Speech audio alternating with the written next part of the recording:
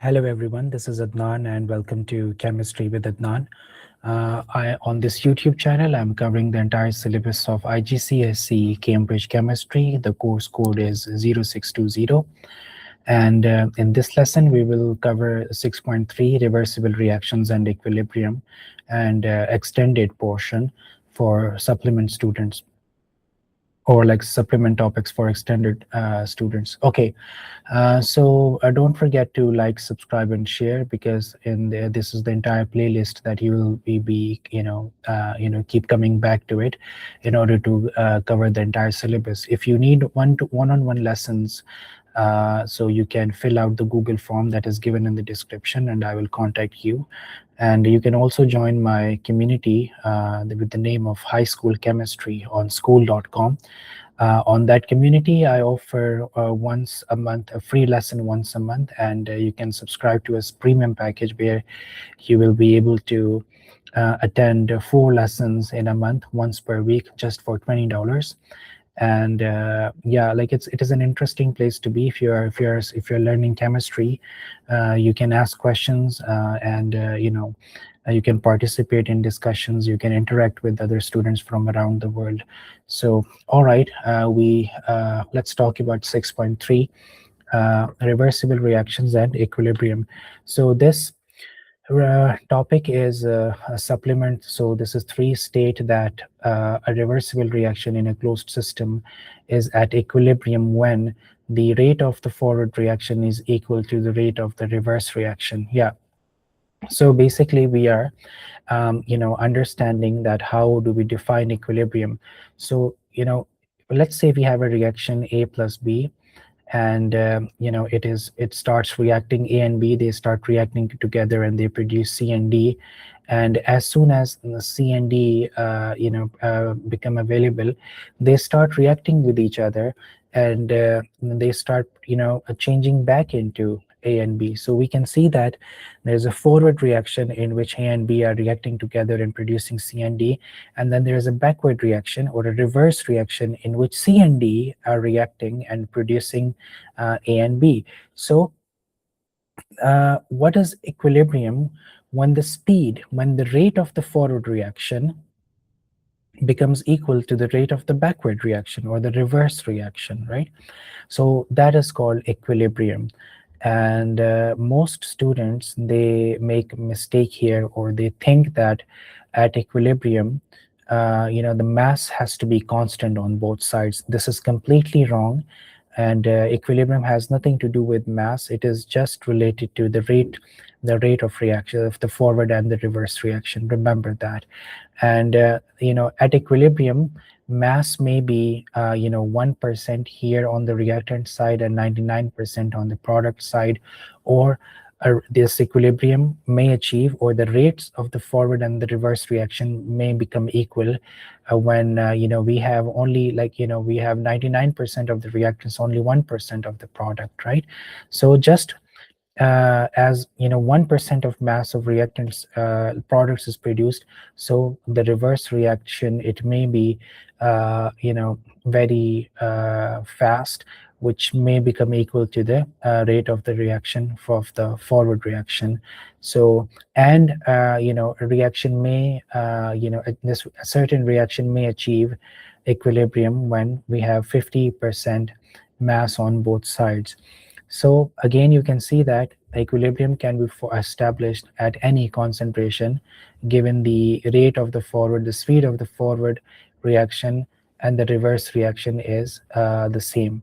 So this is what it means by that the rate of forward reaction is equal to the rate of the reverse reaction, right? So now, this is a first property of a system or a reaction at dynamic equilibrium. So the second property of a reaction at equilibrium will be that the concentrations of reactions and products are no longer changing. So when this happens, when the speeds are equal, when the rates are equal, the reaction will appear to be stopped, and the reactant's concentration and the product's concentration, they will remain constant. So it's just like, for example, if there's a table, and a box is placed on this table, and one person is trying to push this box in this direction, and the other person is trying to push this box in the opposite direction, and they're applying equal force, but since the force is in opposite direction, so the effect is being cancelled out, and this block, it will not move, right? So this is basically this is how the reactants and the products, their concentrations, they remain the same. So IGCSE Cambridge Chemistry, they ask questions that define equilibrium, or what are the characteristics of equilibrium. And usually those questions, they have two parts, A and B.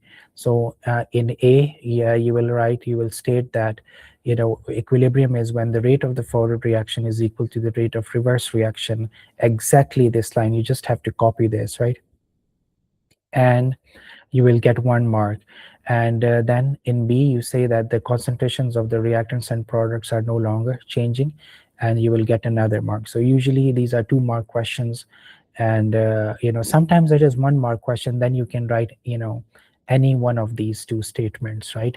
And if it is just A, part A, and that has 2 marks, then you will have to write both the sentences, right? Like you have to write the complete equation, where the rate of the forward reaction is equal to the rate of the reverse reaction, and the concentrations of the reactants and products are no longer changing. I hope we have talked enough about this, and it is clear. Now we move on to the next one, which is B4. It says that predict and explain for a reversible reaction how the position of equilibrium is affected by.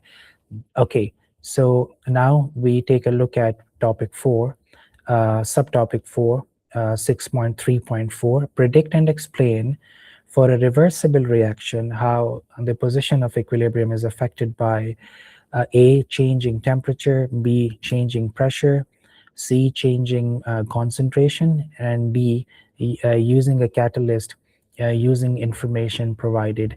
Okay, so this is one of the most confusing or challenging topics according to the statistics. So IGCSE Cambridge says that this is the topic where students make most mistakes, right? So this is one of those topics which students find very, very confusing and very difficult. So I hope I'm able to make it easy for you. So let's take a look at this. This is a very simple topic, but I don't know why for some reason students, they don't get this, but I hope that's not be the case when you guys watch this video. After watching this, everything will be clear based on this topic.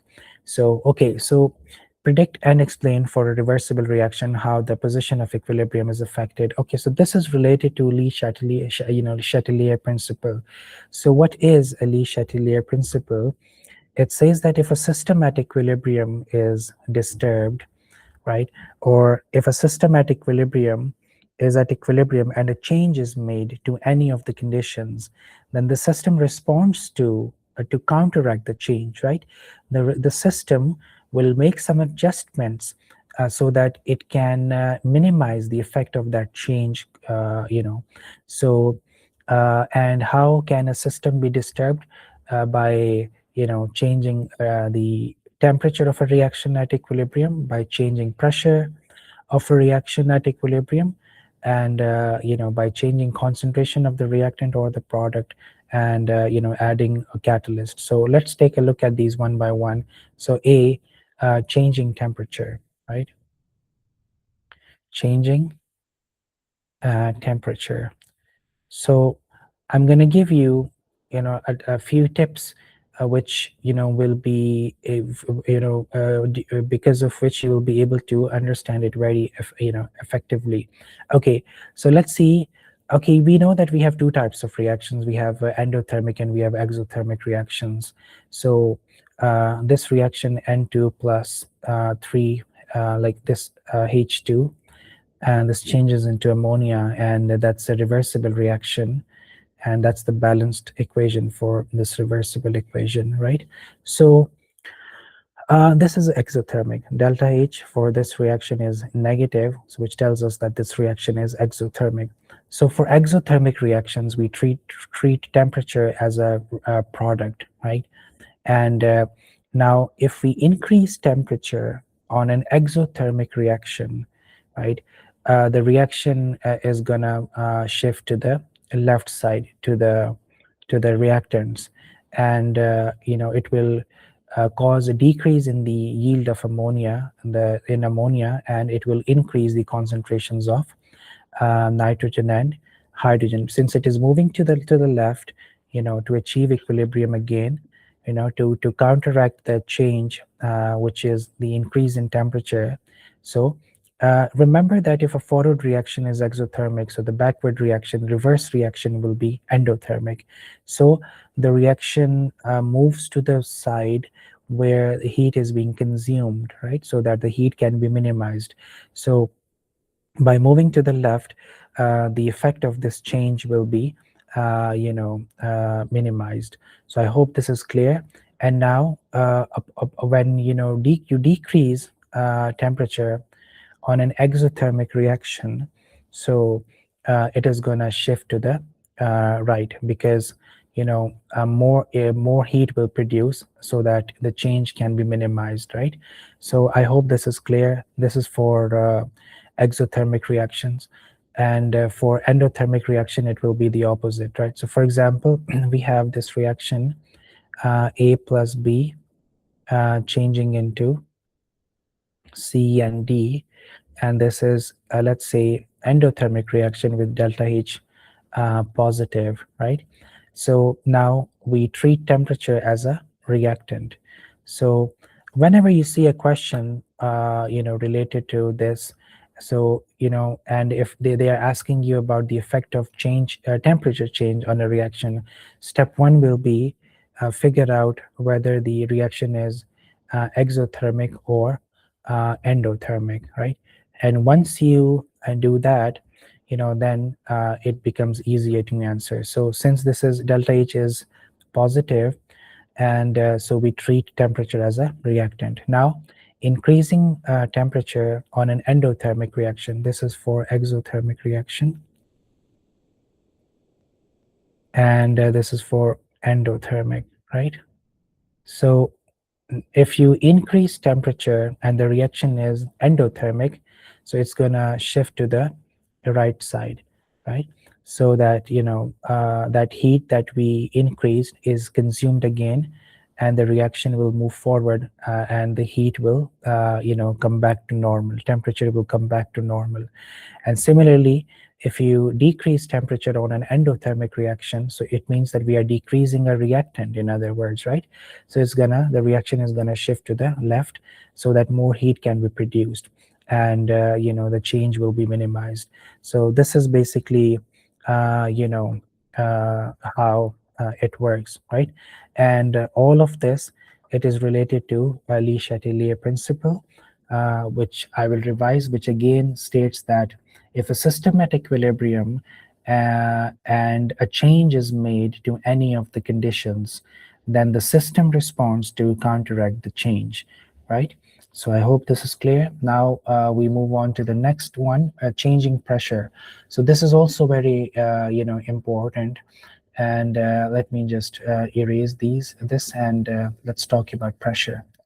Okay, so pressure, remember that increasing pressure will shift the reaction towards the fewer moles.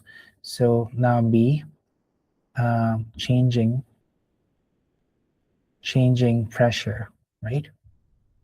So let's say, so this is a reaction N2 plus 3 H2, and a reversible sign, a symbol for reversible reaction.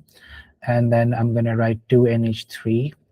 Okay, so now you can see that we have 4 moles here. We have 1 mole of ammonia and nitrogen, and we have 3 moles of hydrogen. So that's 4 moles in total on the reactant side.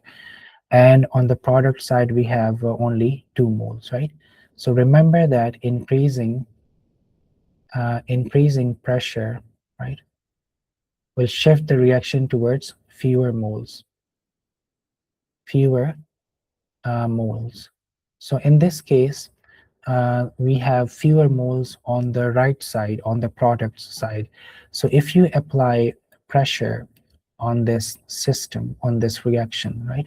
So the reaction will shift to the right, causing an increase in the yield of ammonia. So now imagine, we have these gases in a container. We have N2 and we have H2 and we have NH3, right? And this piston, it is connected to a movable piston, right? So if I increase pressure on this system, right? So what will happen? I'm decreasing volume, right? So the particles, they will clamp together, they will merge, and they will go towards a side where less volume is occupied, right? So the ratio will remain the same. So now the N2 and H2, they will combine together and they will make more ammonia, so that we have the ratio of the particles with respect to the volume of the container, it now remains the same, right? So so I hope this is clear. And sometimes they may ask you guys a trick question here. They may give you a reaction where 2 moles of A are reacting with 1 mole of B and producing 2 moles of C and 1 mole of D. Now in this case, we have both we have the number of moles, we have the same number of moles on both sides, right? We have 3 moles on the left and we have 3 moles on the right. So on such systems, pressure will there will be no effect of pressure change. And another thing, pressure only affects systems or reactions in which gases are involved. Even if there is a single gas, and that can be changed, the equilibrium can be changed by applying pressure, by changing pressure. But if we have like all the liquids or solids or solid and liquid involved, since they cannot be compressed, so such reactions are not affected by changing pressure. Remember that. So increasing pressure shifts the reaction to the fewer moles. So now what will happen if I decrease pressure on this system? So yeah, the opposite will happen. The reaction will shift towards greater moles, right? So the concentration of ammonia will decrease in that case, and the concentration of nitrogen and hydrogen will increase.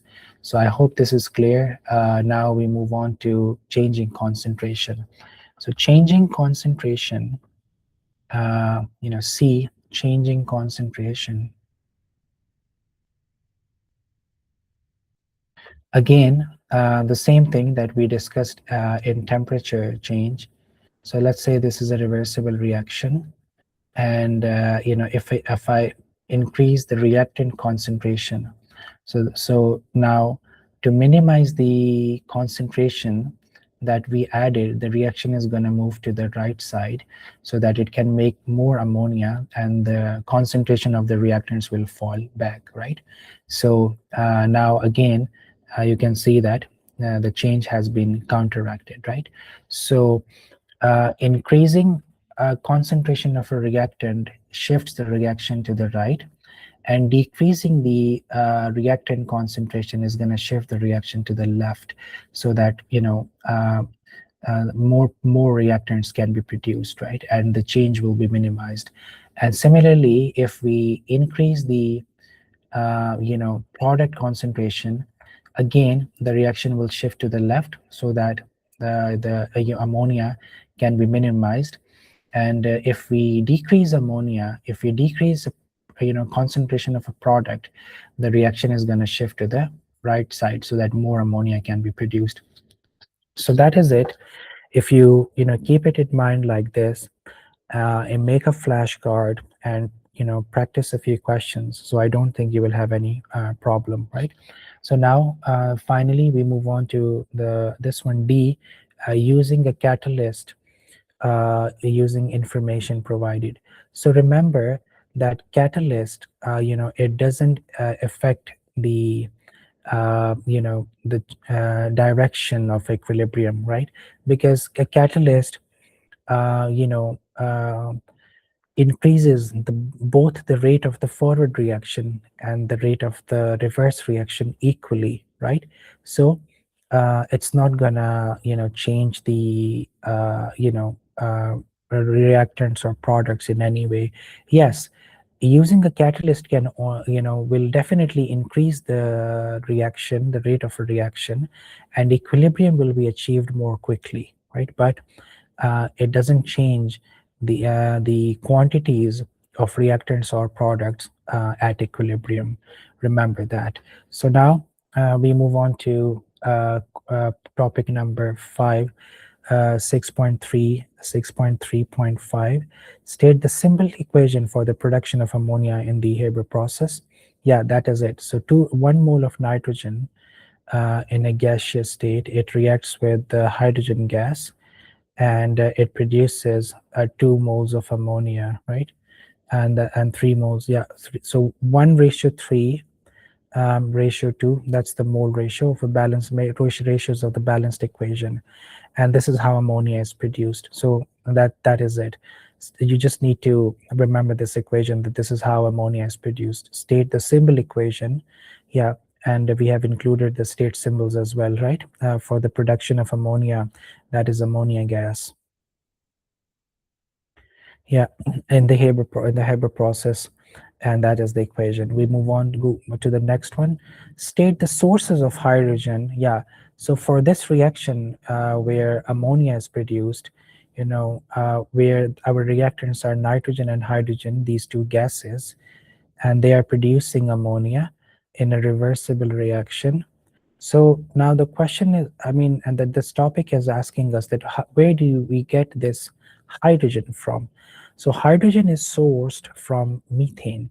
So methane has the formula CH4, and you can see that, proportionally it is so rich in hydrogen.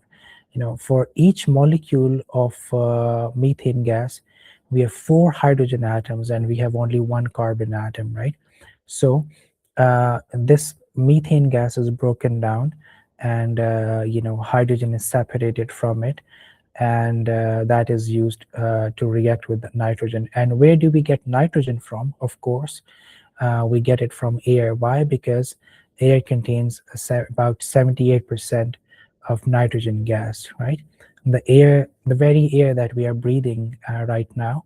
So that is, the source of nitrogen for the production of ammonia. That is ammonia. So I hope, again, this is a memory-based question or topic, that you have to remember that, how do we extract hydrogen? Where do we get hydrogen for this reaction? So we get it from methane.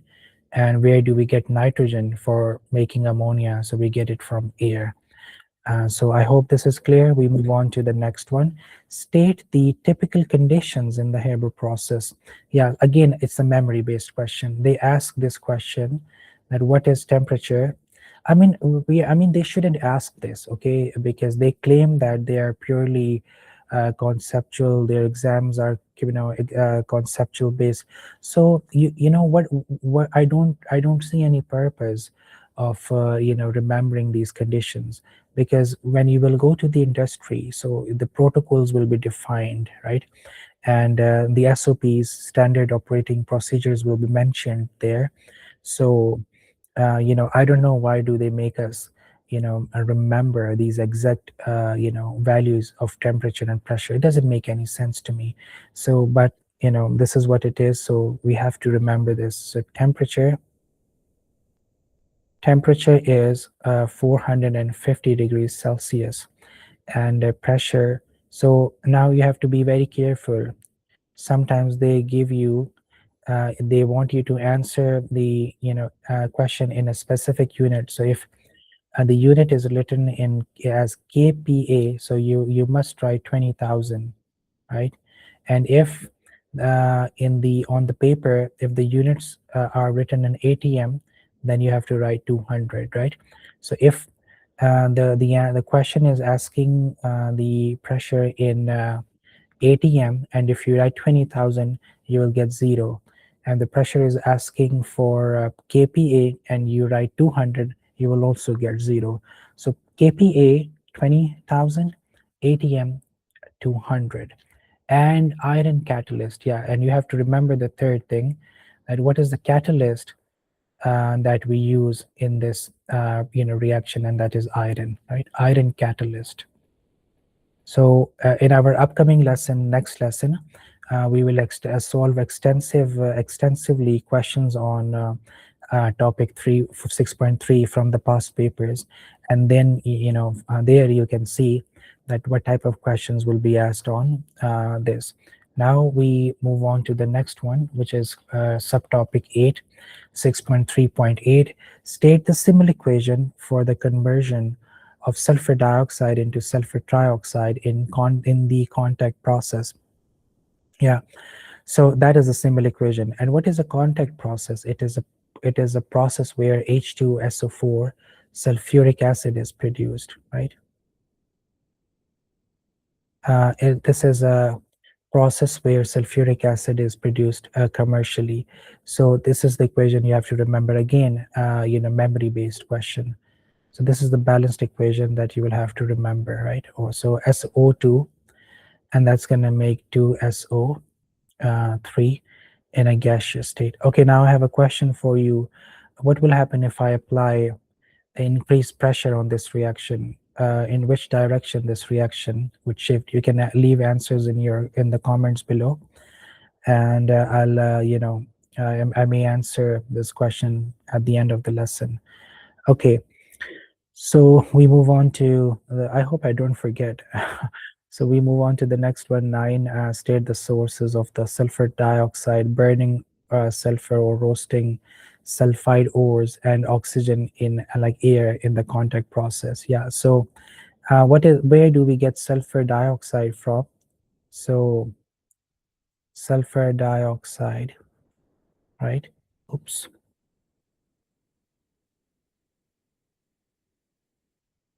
Yeah, so when you burn sulfur, right?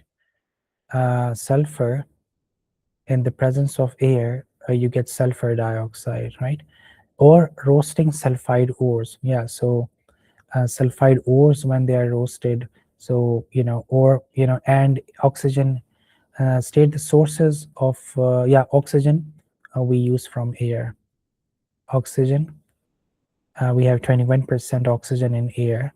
So oxygen for this reaction, for the production of sulfur dioxide, for the production of sulfur trioxide, SO2 is produced by roasting sulfur, right? And oxygen we get from air. Yeah, burning sulfur. Okay, so I hope this is clear, memory based. And next one, state the typical conditions for the conversion of sulfur. Again, memory-based question. Okay, so this is, I think, third or fourth subtopic in a row, which is memory-based. State the typical conditions for the conversion of sulfur dioxide to sulfur trioxide in the contact process. Yeah, temperature is how much? 450 degrees Celsius. Pressure, again, if the units are given, if they are asking in kPa, kilopascals, you write 200. And they are asking in ATM, atmospheres, you write 2. And the catalyst is vanadium, right? Vanadium 5 oxide. Vanadium 5 oxide catalyst. So I hope this is clear. Now this one, the last one, explain in terms of the rate of reaction and position of equilibrium why the typical conditions are stated as conditions stated are used in the Haber process or the Haber process and in the content process, including safety considerations and economics.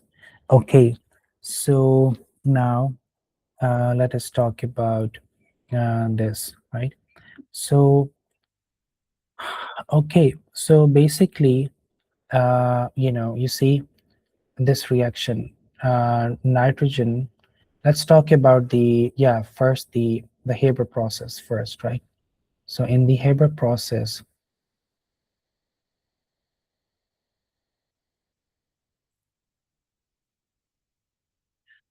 Nitrogen is reacting with hydrogen, and ammonia is produced, right?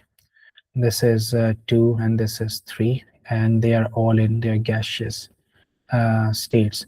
So explain in terms of the rate of reaction and position of equilibrium why the typical conditions stated in the previous topics are used.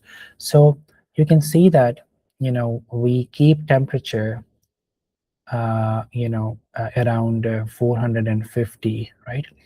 Because it is an exothermic process, I've already explained, and delta H is negative. So keeping the temperature low will keep the equilibrium to the right, and more ammonia will be produced, right? And pressure is kept at it's a very high pressure, right? 20,000 kPa, or 200 atm. So why high pressure? Because we have a fewer number of moles on the at the product side. So keeping high pressure will keep this reaction towards the right side again, and more ammonia will be produced. So we are exploiting the Le Chatelier principle basically by by these conditions, right? And again, yeah, so you can see that it is more economic because uh, you know um, you know yeah, more the yield of this reaction is increasing, and we are getting more ammonia, so that is why it is a profitable these conditions make this reaction more profitable, right? So uh, despite higher pressure resulting in more ammonia being produced, maintaining high pressure means high cost due to high energy cost, right? So basically, when you apply pressure, so it is expensive, right? Because you need a special equipment and energy to compress something. So increasing the pressure too much in a closed system can also be highly dangerous, as there is a risk of explosion. And recycling unreacted hydrogen and nitrogen back to the into the process reduces the cost of producing more reactants.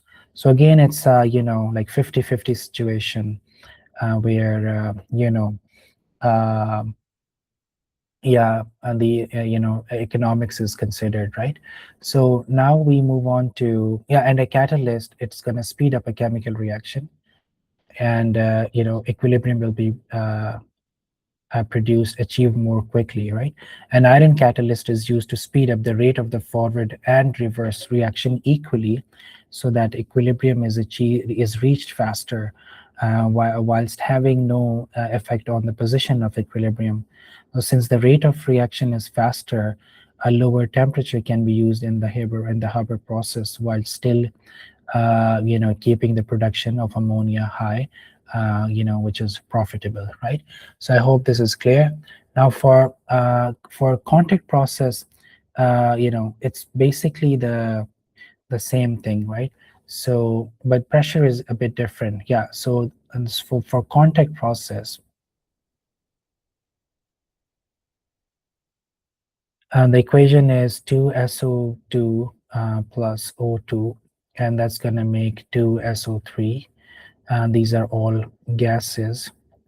And yeah, sulfur dioxide, we get it from by burning sulfur, which we just learned in the previous topic. And oxygen, we get it from air, and we react these together, and SO3, sulfur trioxide, is produced. Temperature is 450 degrees Celsius, and this is because this is an exothermic reaction as well, right? So we keep temperature low so that the equilibrium is on the right side, and more so that more uh, sulfur trioxide can be produced. Okay, for contact process, for pressure, pressure is kept high, so that it is the equilibrium shift towards the right side, because on the right side we have fewer number of moles, and on the left side we have 3 moles, right? So it's 3 moles on the left, and we have 2 moles on the right side. So that's why we keep pressure high, so that this reaction remains, the equilibrium remains to the right side and more sulfur trioxide is produced. And the catalyst is used, which is vanadium 5-oxide catalyst.